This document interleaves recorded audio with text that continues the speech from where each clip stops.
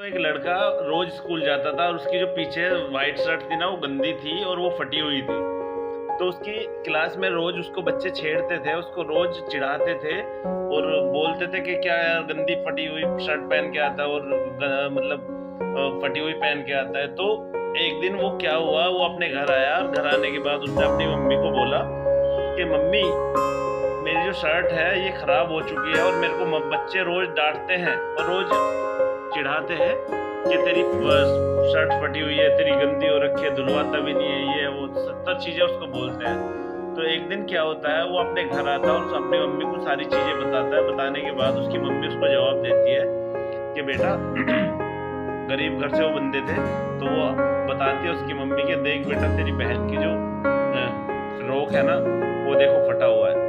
तो सबसे पहले क्या है मैं उसको फ्रॉक दिला देती हूँ। तू तो मेरा राजा बेटा है ना, तेरे को मैं अगले साल दिला दूंगी, अगले महीने दिला दूंगी या 2-4 दिन बाद दिला दूंगी। तो वो बोलता है कि हाँ मम्मी कोई बात नहीं है, पहले बहन को दिला दो, मेरी तो कोई ऐसी बात नहीं है, मैं तो अपने गंदे फ्रॉक या गंदी शर्ट में भी जा सकता हूँ। तो उसके बाद उस लड़के को ये फील होता है कि यार वाकई मैं तो ये ऐसे ही गुजर बसर कर सकता हूँ। और जो सिस्टर है, हमारी जो सिस्टर है, अगर वो पहन के जाएगी गंदा फटा हुआ, उसको लोग देखेंगे, हमें गुस्सा आएगा। तो सेम कंडीशंस हैं दोस्तों। अगर किसी दूसरे की बहन ऐसे जा रही हो और आप उसको देख रहे हो, तो वो भी तो किसी की बहन है, वो भी तो किसी की बेटी है, वो भी तो किसी की माँ है, वो भी तो किसी की औलाद है। तो दोस्तों आप प्लीज इस चीज को सोचिए, जैसी अपनी बहन होती है ऐसी दूसरे की बहन होती है। तो दोस्तों मेरा कहने का तात्पर्य सिर्फ इतना है।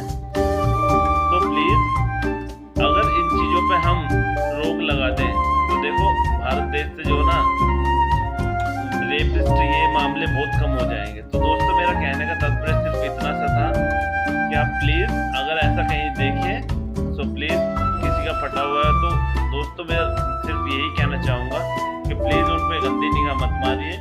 सेम लड़कियां सभी ऐसी होती हैं, जैसी अपनी बहन होती है ऐसी दूसरी होती है। तो मेरा कहने का तात्पर्य सिर्फ इतना है।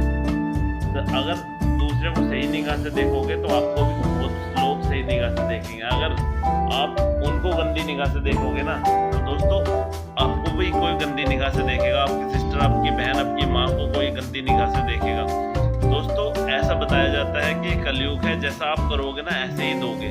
तो अगर हम 100% किसी को दे रहे हैं ना तो उसका 100% ही आपको इस जन्म में मिलेगा। तो दैट्स इट, कहने का सब तात्पर्य सिर्फ इतना है दोस्तों। अगर आप किसी को अच्छा देख रहे हैं, अच्छा कह रहे हैं, अच्छा बोल रहे हैं तो सभ्यता बहुत जरूरी है। अगर आपके अंदर सभ्यता नहीं है ना, आप पढ़े लिखे कितने भी हैं तो सब वेस्ट है। तो पढ़ा लिखा होना, उसकी सभ्यता उसके व्यवहार में व्यतीत होनी चाहिए, दिखनी चाहिए। अगर आपके अंदर कोई सभ्यता दिख भी नहीं रही है ना तो आप चाहे जितने भी पढ़ लिए हों वो सब जीरो है।